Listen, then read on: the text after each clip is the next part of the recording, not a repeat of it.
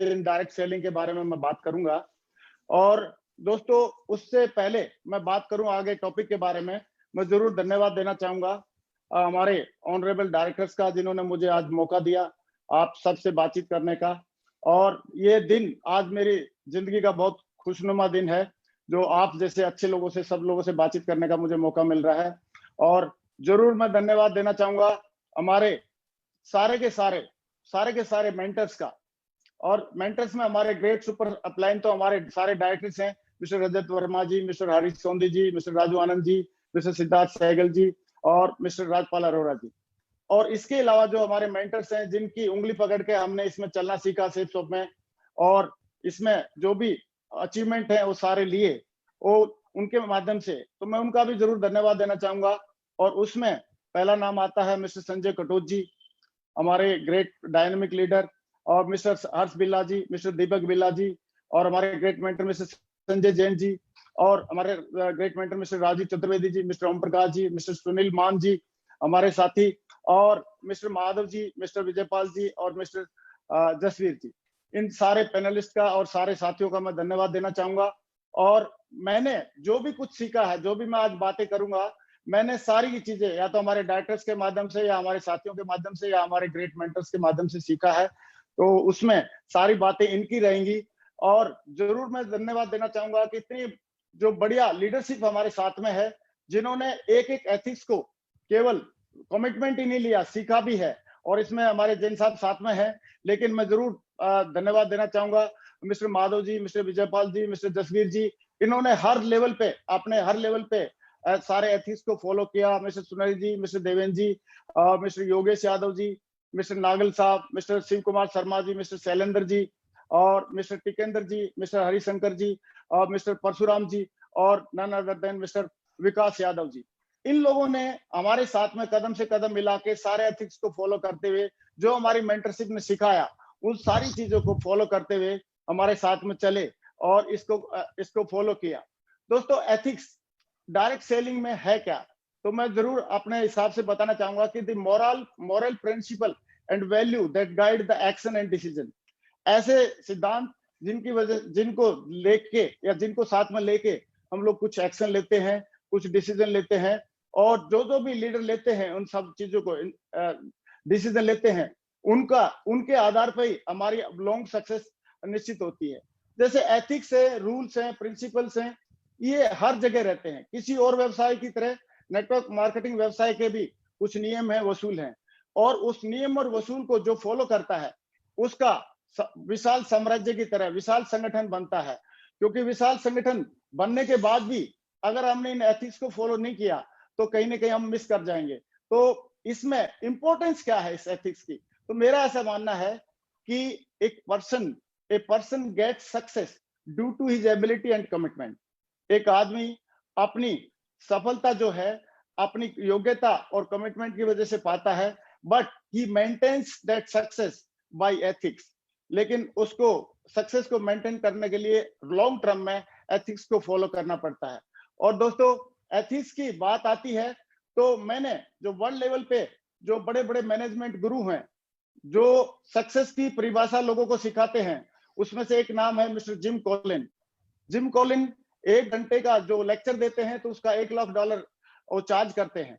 और वो 500 फॉर्चून जो कंपनीज हैं, उनके 500 फॉर्चून कंपनीज के जो सीईओज हैं, उनको ये अटेंड करते हैं, और कैसे बड़ी बड़ी कंपनीज को रन करना चाहिए उनके बारे में ये लोगों को बताते हैं।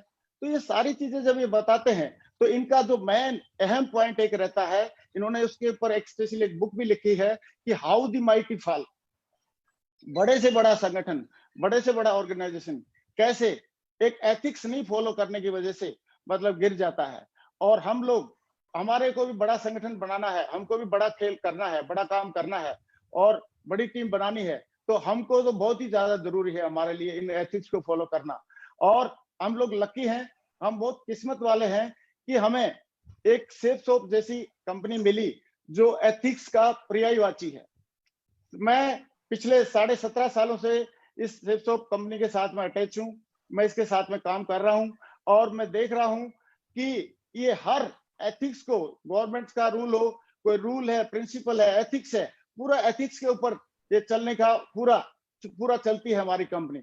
और अभी हम लोगों ने देखा कोविड-19 के दौरान, अभी लॉकडाउन हुआ था, बहुत सारी कंपनी थी, उन्होंने एथिक्स को फॉलो ना करते हुए बहुत सारी कंपनीज ने अपना अपना और अपने लीडर्स का भला चाहने लगे। लेकिन हमारी कंपनी ने इस लॉकडाउन के दौरान 100% इसको गाइडलाइन जो गवर्नमेंट की थी उसको फॉलो किया, एथिक्स को फॉलो किया। हमारी कंपनी के डायरेक्टर्स का मानना था कि हमारी इनकम और हमारे लीडर्स के चेक से ज्यादा इंपॉर्टेंट है लोगों की जान, और उससे ज्यादा इंपॉर्टेंट है हमारे लोगों की सुरक्षा, क्योंकि हम देश के सच्चे सिपाही हैं। तो हमें एज ए कोविड वॉरियर के नाम से जाना जाना चाहिए आने वाले टाइम में। और मैं धन्यवाद देना चाहूंगा ऐसे डायरेक्टर्स का कि ऐसी एथिक्स को फॉलो करने की जो उनकी सच्ची लगन है, वो इस कंपनी को डे बाय डे, दिन प्रतिदिन रात दुगनी और दिन दुगनी रात चौगुनी उन्नति करवाती जा रही है। दोस्तों, एथिक्स फॉलो करना क्यों जरूरी है, मैं थोड़ा सा मैं जरूर बताना चाहूंगा कि कोई भी आदमी किसी भी लेवल पे अगर एथिक्स को फॉलो नहीं करता है, तो जैसे सपोज हम मानते हैं, एक एग्जांपल लेते हैं कि इलेक्ट्रिसिटी बोर्ड का चेयरमैन अगर चाहे कि जो प्लग ऑन है उस प्लग के साथ प्लग में वो सोचे कि बिजली तो मैं पूरे इंडिया में मैं सप्लाई करता हूं या पूरी स्टेट में मैं सप्लाई करता हूं और ये बिजली को मैं चाहे जैसे कर सकता हूं, लेकिन अगर उस प्लग के अंदर अगर वो उंगली डालेगा तो मुझे लग रहा है कि चेयरमैन होने के बावजूद भी बिजली उसको बख्शने वाली नहीं है, उसको छोड़ने वाली नहीं है और उसको जरूर करंट लगेगा। तो ऐसे ही जो आदमी चाहे किसी भी पद पे पहुंच जाए, चाहे छोटा सा जीरो की टीम से हो, चाहे 1000 की टीम हो, चाहे लाखों की टीम हो, चाहे मिलियंस की टीम हो, उस आदमी को एथिक्स फॉलो करना जरूरी होता है। जैसे बिजली को नहीं मालूम कि ये चेयरमैन की उंगली है, ऐसे ही पूरी जनता को, समाज को नहीं मालूम रहता है कि ये बड़े बड़े दिग्गज लीडर की उंगली है। तो ऐसे ही हमको हमेशा एथिक्स को फॉलो करना चाहिए, क्योंकि एथिक्स को नहीं फॉलो करने से, जैसे प्लग में उंगली डालने से नुकसान होता है, ऐसे ही एथिक्स में फॉलो नहीं करने से आदमी का मान सम्मान, पैसा, सारी चीजें बाहर चली जाती हैं। तो सॉरी, मैं 1 मिनट के लिए दोस्तों, मैं जरूर एक बात और डिस्कस करना चाहूंगा कि एक कुछ एथिक्स हैं हमारे पास जो हमने सीखे हैं इस बिजनेस के माध्यम से, और वो एथिक्स हैं कि never do anything new without checking with upline. इसको डिटेल में हम आगे डिस्कस करेंगे। दूसरा एथिक्स है never pass the negativity to downline and cross line. और तीसरा है never mess up with anybody's money, ego and family. और चौथा है never criticise, condemn and complain, only compliment. ऐसे ही कुछ एथिक्स और हैं जो सेकंड स्लाइड में मैं बताना चाहता हूं कि don't discuss your business with your cross line. और नेक्स्ट एथिक्स है never use alcohol in business meeting. And तीसरा जो एथिक्स है वो है don't lie, avoid boasting and unnecessary show off. कभी झूठ ना बोले, गप्पे डींगे ना हाके और अननेसेसरी शो ऑफ ना करें। तो दोस्तों, 1 बाय 1 करके इसको हम डिस्कस करना चाहता हूं कि ये जो फर्स्ट जो रूल है, never do anything new for the first time without checking upline, ये ऐसा ही हुआ कि हम दूसरों की गलतियों से जो सीखता है वो समझदार इंसान होता है, और गलती करके सीखता है वो अनाड़ी आदमी होता है। लेकिन मुझे लग रहा है अगर हम समझदार हैं तो हमारे अपलाइन से जो भी कुछ नया करना है उसको सीखा जा सकता है। और कई लोग सोचते हैं कि साहब हम लोग तो खुद ही अनुभव करके सीखेंगे, तो आप कई चीजें हमको अनुभव करके सीखने में बहुत ज्यादा हानि हो सकती है। जैसे फॉर एग्जाम्पल, हमको मालूम है कि साइनाइड को चखने से, साइनाइड को टच करने से या साइनाइड को खाने से अगर आदमी मर सकता है, तो चख के देखना मुझे लग रहा जरूरी नहीं है। तो लोगों के अनुभव से हमको सीख लेना चाहिए, उसी से हमको बिलीव कर लेना चाहिए। दूसरी बात मैं जरूर बताना चाहूंगा कि अपलाइन की जो इंपॉर्टेंस है हमारे बिजनेस में बहुत ही ज्यादा है। अपलाइन का जो आदमी ज्यादा से ज्यादा उपयोग करता है, अपलाइन का जो ज्यादा से ज्यादा ब्लेसिंग लेता है, अपलाइन का ज्यादा से ज्यादा जो सहयोग लेता है, वो आदमी हमेशा आगे बढ़ता रहता है। और मैंने बहुत सारे एग्जाम्पल मेरे सामने है, मैंने देखा है। तो इसको मैं एक छोटी सी कहानी के माध्यम से एक्सप्लेन करना चाहूंगा कि अपलाइन का क्या महत्व है। एक बार एक गाय थी और वो जंगल के किनारे तक चली गई चरते चरते, तो वहां पे एक भूखा शेर था, उसने उसका पीछा करना शुरू किया। गाय समय रहते दौड़ लगाई गाय ने, लेकिन दुर्भाग्यवश वो जाके किसी दलदल में फंस गई, दलदल में कूद गई। और दलदल में कूदी तो दलदल में फंस गई, और शेर भी जोश जोश में दलदल में कूद गया, लेकिन वो थोड़ा दूरी पे कूदा तो दोनों का मुंह बाहर था और दलदल में दोनों फंसे हुए थे, प्रयास कर रहे थे निकलने का, लेकिन नहीं निकल नहीं पा रहे थे। तो उसी टाइम गाय शेर की तरफ देख के हंसने लगी। गाय को पूछा शेर ने कि गाय हंस क्यों रही है, आप तो अभी दलदल में फंस गए, हम लोग मरेंगे। तो गाय ने बोला, नहीं नहीं शेर, हम दोनों नहीं मरेंगे। बोला, दोनों कैसे नहीं मरेंगे, कैसी बात कर रहे हो आप? तो गाय ने बोला कि तू आप मरोगे, मैं नहीं मरूंगी। बोला, क्योंकि मेरा एक मालिक है, मेरा कोई सीनियर है, मेरा कोई मेंटर है, वो ढूंढते ढूंढते आएगा और मुझे लेके जाएगा, बचा के लेके जाएगा। लेकिन शेर, तू ये बता, तेरा कोई मेंटर है, तेरा कोई अपलाइन है, तेरा कोई सीनियर है? बोला, नहीं, मैं तो खुद ही जंगल का राजा हूं। तो बोला, बेटा मर। तो अपना सीनियर होना और मेंटर होना, ये सौभाग्य है, वरदान है हम जैसे लोगों के लिए, और ये हमको मिले हैं। तो इनकी बातों को हमको फॉलो करना चाहिए। और एक चीज का और ध्यान रखना चाहिए, कई लोग अपनी टीम में नीचे लगे रहते हैं, केवल टीम को बोला, सर चेक तो टीम के साथ काम करने से आते हैं। लेकिन हम बोलते हैं कि टीम के साथ काम करना जरूरी है, एक हाथ आप टीम को जरूर पकड़ाइए, लेकिन एक हाथ हमको हमेशा अपलाइन को भी देना चाहिए। अपलाइन को भी अगर हमने हाथ दूसरा दिया तो हमारा बैलेंसिंग बना रहेगा, और एक जैसे आप स्लाइड में देख रहे हो, ऐसे एक स्ट्रॉन्ग टीम हम बनाने में कामयाब रहेंगे।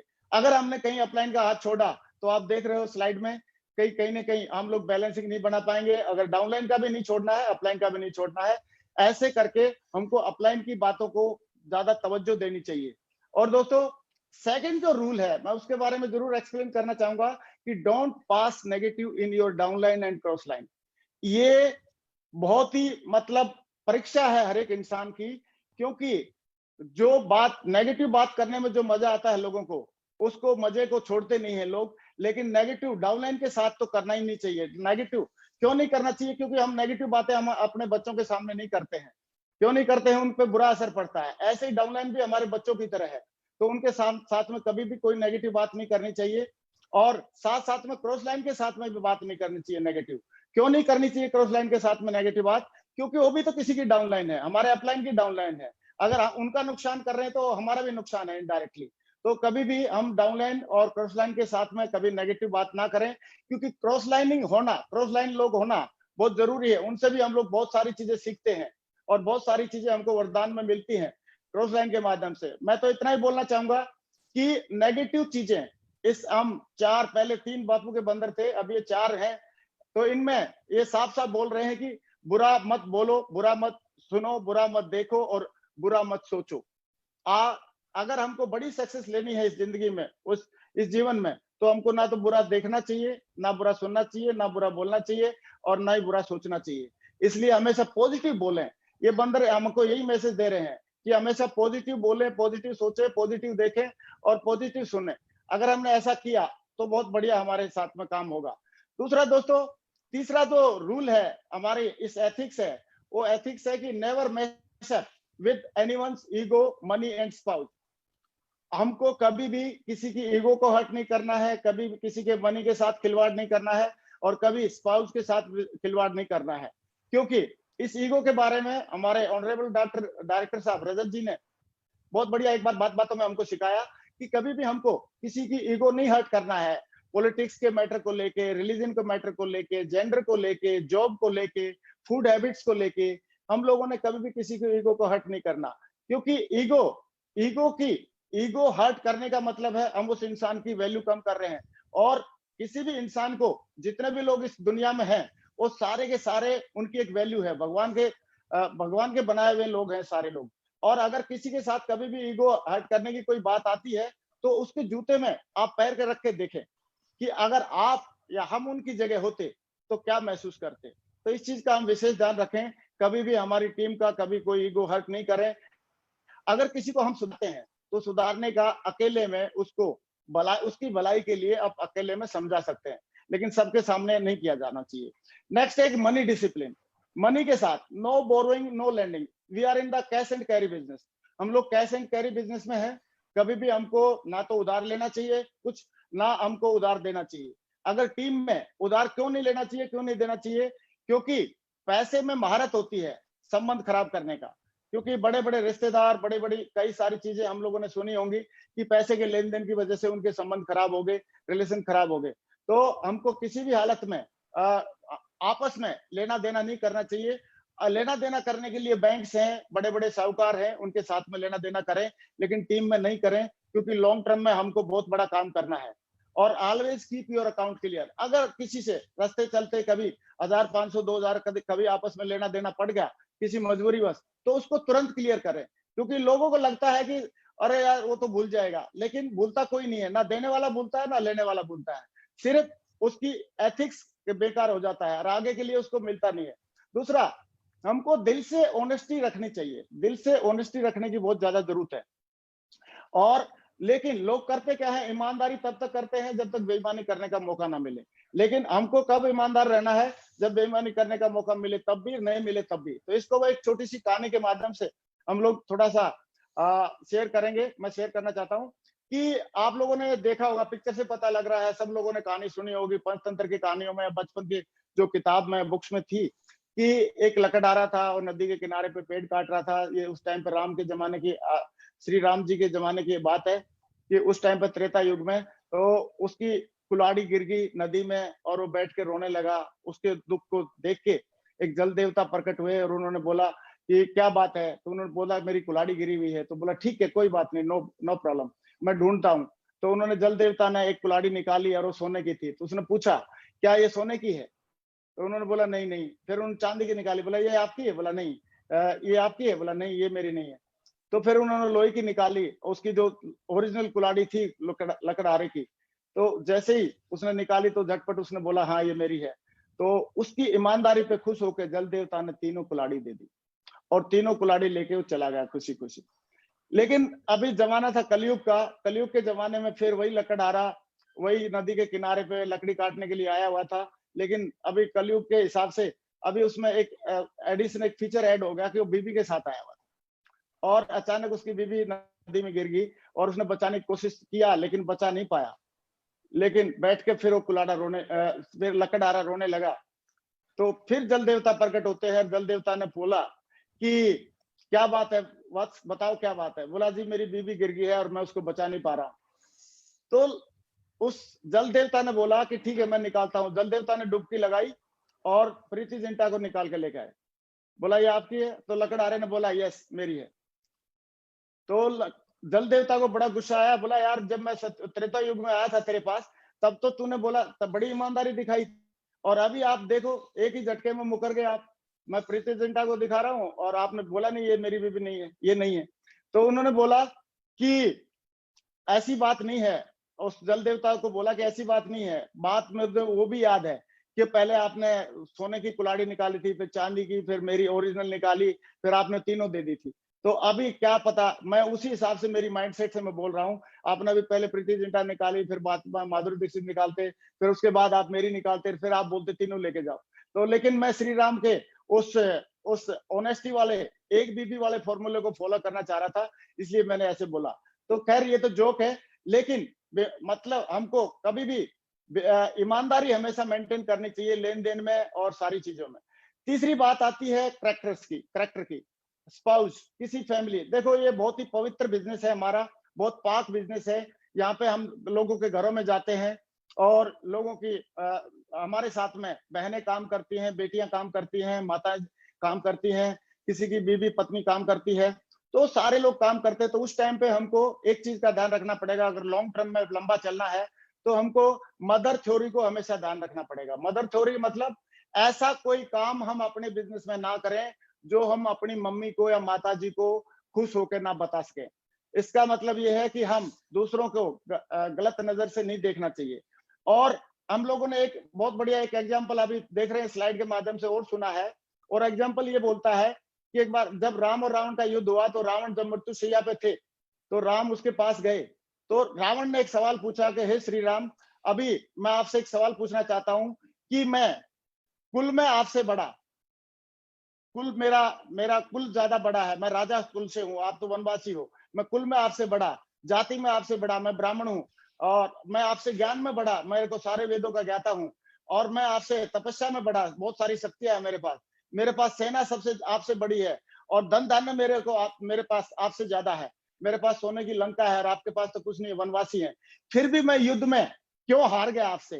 तो श्री राम जी ने उस टाइम पे एक लाइन बोली, एक वाक्य बोला, और वो वाक्य क्या था और ये था श्री राम जी ने बोला कि हे रावण, आप चरित्रहीन हैं और मैं चरित्रवान हूं, इसलिए मैं जीत गया। तो दोस्तों, बड़े से बड़ा युद्ध आप सही चरित्र के साथ जीत सकते हैं, बड़ी से बड़ी टीम हम बना सकते हैं, बड़ी से बड़ी सक्सेस हम लोग पा सकते हैं, लेकिन कंडीशन एक ही है कि हमारा चरित्र हमेशा सही होना चाहिए।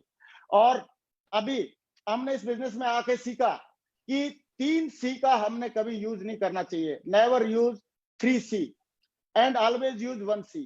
ये 3C क्या है? 3C है, फर्स्ट C है क्रिटिसाइज, नेवर क्रिटिसाइज, कभी भी किसी को क्रिटिसाइज ना करें, नेवर कंडेम, नेवर कंप्लेन, कभी शिकायत ना करें, क्योंकि जब जब आप किसी को क्रिटिसाइज कर रहे होते हैं तो आप नीचे जा रहे होते हैं।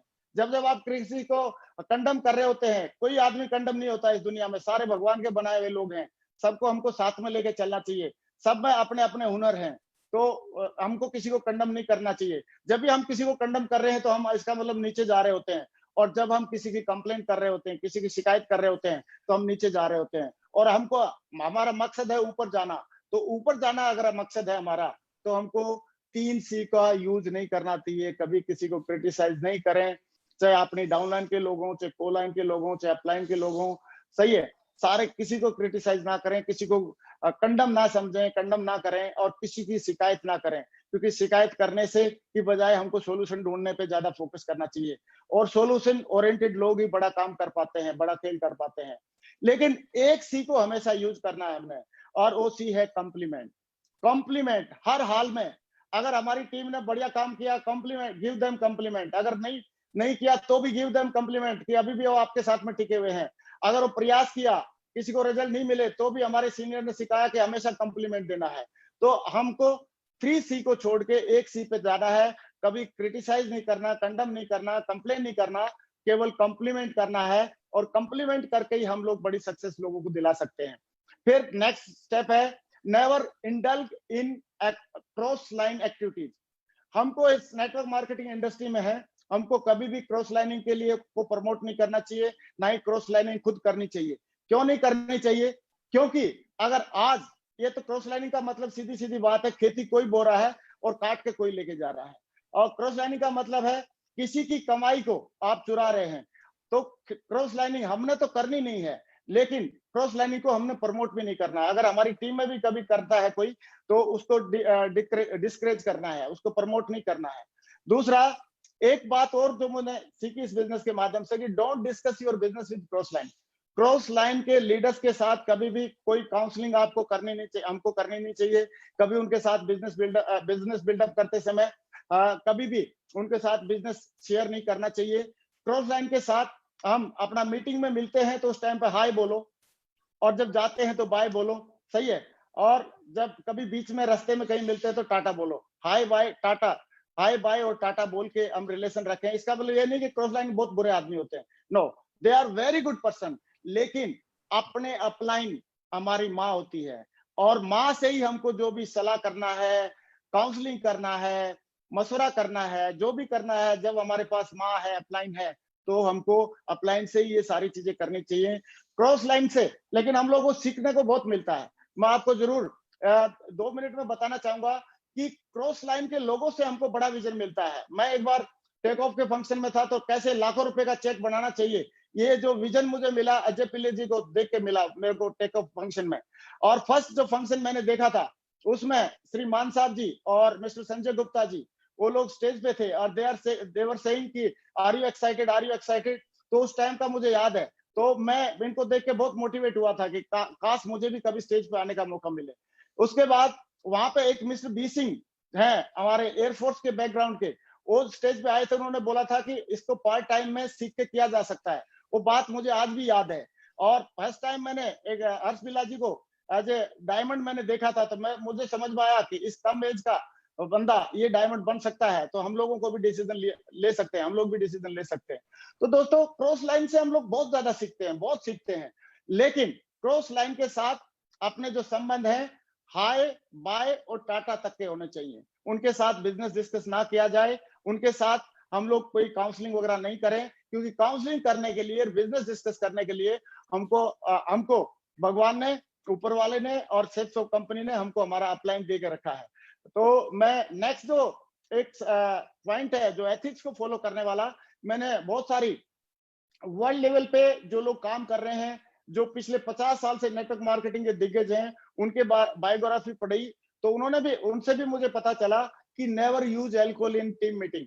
कभी भी टीम में जब हम लोग होते हैं तो कभी भी हमको अल्कोहल यूज नहीं करना चाहिए। बिजनेस के दौरान हमको अल्कोहल या किसी टाइप का नशा नहीं करना चाहिए। इवन अगर हमने कभी अल्कोहल, किसी को आप मान लो शौक है या नहीं रुक सकता, तो उसको कभी भी दारू पी के कभी टीम में किसी से बात नहीं करनी चाहिए और किसी मीटिंग में कभी नहीं जाना चाहिए। क्योंकि ये एक छोटी सी बात, दारू पी के आदमी की दारू पी के कई लोग तो अपने आप को संभाल लेते हैं, लेकिन कई लोग अपने आप को संभाल नहीं पाते हैं। तो इसलिए अमेरिका जैसे देश में नेटवर्क मार्केटिंग इंडस्ट्री में दारू को अवॉइड करते हैं वो लोग किसी भी मीटिंग में। तो आप बताओ, इंडिया में तो मुझे लग रहा है कि इसका और भी ज्यादा फोकस करना चाहिए। और मुझे फक्र है कि मेरे सारे के सारे जितने भी अपलाइन हैं और सारे के सारे जितने भी टीम के लोग हैं, वो सारे इन व्यसनों से दूर रहते हैं। कभी मैंने किसी बंदे को हमारी टीम में ये सब व्यसन करते हुए नहीं देखा। इसलिए मुझे भी ये पक्का विश्वास हुआ कि इस चीज फोकस करनी चाहिए।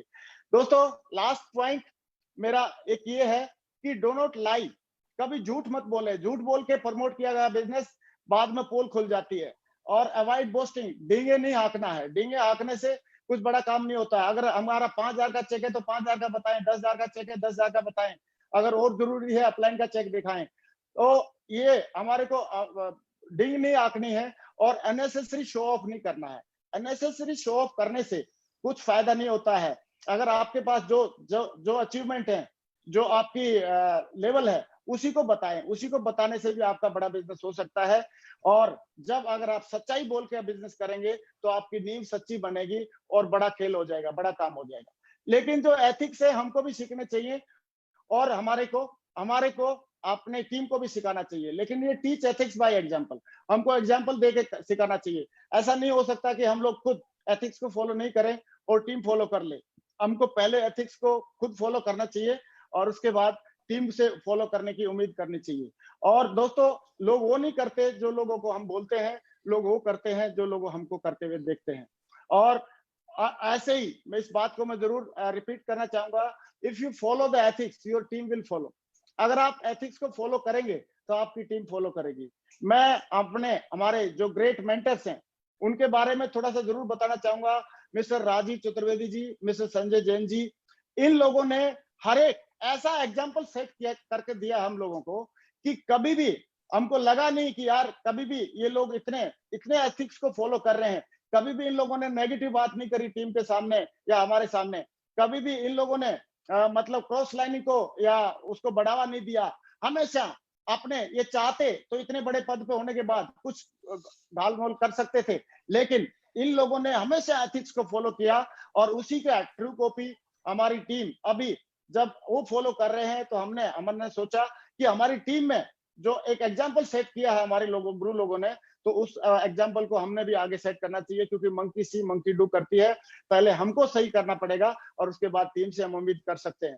दोस्तों, मैं अभी इसको समरी को थोड़ा सा एक बार रिवाइज कर देता हूं और रिवाइज करने में दोबारा एक बार याद दिलाना चाहूंगा कि never do anything new without checking with active upline. Active upline के साथ चेक किए बगैर आप कोई नई काम या नई कार्रवाई ना करें। लेकिन इसका मतलब ये नहीं है कि आप प्लान दिखाने जाएं कि नहीं जाएं, इसके लिए बार बार फोन करने की जरूरत नहीं है। जो बता रखा है, जो काम पहले से हमको मालूम है, जो सिस्टमेटिक है, वो तो हमको करना है सारा काम। लेकिन कोई नई चीज करनी है तो जरूर अपलाइन से पूछ लें, क्योंकि उनका अनुभव हमारे काम आ सकता है। Next, never pass any negativity to downline and crossline. ये हमने बच्चे से समझा कि नेगेटिव चीजें बिल्कुल जहर की तरह होती हैं और जहर से जितना बचा जाए उतना अच्छा होता है। कभी भी डाउनलाइन में या क्रॉस लाइन में किसी टाइप का कोई जहर या नेगेटिव बातें नहीं फैलानी चाहिए। ये हमको समझ में आ गई है। फिर never mess up with anybody's money, ego and family. और ये भी हमको पता चला कि हमको कभी किसी की ईगो को हर्ट नहीं करना चाहिए। मनी का लेन देन साफ सुथरा होना चाहिए और कभी भी किसी की फैमिली या परिवार के प्रति हमको गलत भावना नहीं रखनी चाहिए। क्योंकि ये जो पवित्र बिजनेस है, पाक बिजनेस है, यहाँ पे हमको लोगों के साथ में रह के काम करना है। Never criticise, condemn and complain, only compliments. कभी भी किसी को क्रिटिसाइज ना करें, चाहे अपलाइन, डाउनलाइन, कोलाइन, कोई भी हो। किसी को क्रिटिसाइज करने से कुछ लाभ होने वाला नहीं है। कभी किसी को कम ना समझें, कभी भी किसी की कंप्लेन ना करें। हमेशा अगर कर सकते हैं तो एक काम करें, कम्प्लीमेंट कम्प्लीमेंट कम्प्लीमेंट। और ये कम्प्लीमेंट करने का, प्रमोशन करने का ही काम है। अगर हम कम्प्लीमेंट और प्रमोशन करते रहते हैं तो लोगों का और हमारा बड़ी टीम बनाने में हमको बहुत बड़ी मदद मिल सकती है। Do not discuss your business with cross line. Cross line के साथ हमको किसी भी हालत में अपना बिजनेस डिस्कस नहीं करना है। कई लोग क्रॉस लाइन के पास डायरी लेके बैठ जाते हैं, गुरुजी बोला मेरी वो कर दो, काउंसलिंग कर दो। क्रॉस लाइन से काउंसलिंग हो ही नहीं सकती। क्रॉस लाइन, आपकी काउंसलिंग आपकी अपलाइन से हो सकती है, और अपलाइन या हमारी माँ जैसे हमको सबसे ज्यादा जानती है, ऐसे ही हमारी अपलाइन हमको सबसे ज्यादा जानती है। और अपलाइन में वो कई सारे लोग रहते हैं, किसी न किसी को से तो आपकी मतलब एक राइट ट्यूनिंग होनी चाहिए। और never use alcohol in while in meeting. और हमने मीटिंग में कभी भी या बिजनेस में अल्कोहल को नहीं लाना है, क्योंकि अल्कोहल नशा है और नशे को लोग अच्छी नजर से नहीं देखते हैं। और कुछ लोग तो अपने आप को संभाल लेते हैं, लेकिन कुछ लोग संभाल भी नहीं पाते हैं। ये बातें बहुत छोटी छोटी लगती होंगी, कई बार सुनी सुनी लगती होंगी, लेकिन इन बातों को फॉलो करने के बाद, करने से कितना बड़ा एम्पायर खड़ा हो सकता है, ये तो हम जब करते हैं तभी पता चलता है। और डू नॉट लाई लाई, कभी झूठ नहीं बोले। अवॉइड बोस्टिंग, कभी डिंग ना हाके, मतलब बहुत झूठ ना बोले, डिंग ना हाके। और अननेसेसरी शो ऑफ नहीं करें, क्योंकि जितना है उतना बताएंगे तो उससे भी काम हो सकता है। मैं अभी अपनी बात को एक लाइन के साथ मैं अपने आप को समराइज करना चाहूंगा, और वो ये है कि एथिक्स ऐसे फॉलो करो कि अपलाइन और सीनियर दिल से आपको आशीर्वाद दे, प्यार मिले। और अपलाइन और सीनियर किसको दिल से आशीर्वाद देते हैं, किसको प्यार देते हैं? जो काम पे भी फोकस रखता है और काम के साथ साथ सारे के सारे एथिक्स को फॉलो करता है। और दूसरा, एथिक्स ऐसे फॉलो करो जो टीम का दिल से सहयोग और सम्मान मिले। टीम के लोगों से दिल से सहयोग और सम्मान कब मिलेगा? जब हम सारे एथिक्स को फॉलो करेंगे और वो अपनी उसको हमेशा बढ़ावा देंगे। क्योंकि अगर हम सहयोग नहीं करेंगे तो हमारे को, अगर हम एथिक्स को फॉलो नहीं करेंगे तो टीम का भी दिल से सहयोग नहीं मिलेगा। धीरे धीरे सम्मान भी जो जो उतना होना चाहिए उतना नहीं मिलता है। ये हम लोग नोटिस कर सकते हैं। तो दोस्तों, आज मुझे खुशी है कि आज आप लोगों से मुझे बात करने का मौका मिला। मैं दोबारा धन्यवाद देना चाहूंगा हमारे सारे डायरेक्टर्स का, सेफ्सॉफ्ट कंपनी का, और हमारे सारे के सारे सीनियर्स का, सारे के सारे मेंटर्स का, कि आज मुझे इस मंच के माध्यम से अपने विचार प्रकट करने का मौका मिला। और मैंने जो भी कुछ सीखा है और यहीं से आके सीखा है, हमारे मेंटर से सीखा है, हमारे डायरेक्टर से सीखा है, हमारे जो सीनियर्स हैं उनसे सीखा है, हमारी टीम के लोगों से सीखा है। तो अभी मैं अपने शब्दों को विराम करना चाहूंगा और सब सारे लोगों को धन्यवाद देना चाहूंगा। Thank you very much, wish you all the best. Thank you very much, thank you everybody, thank you.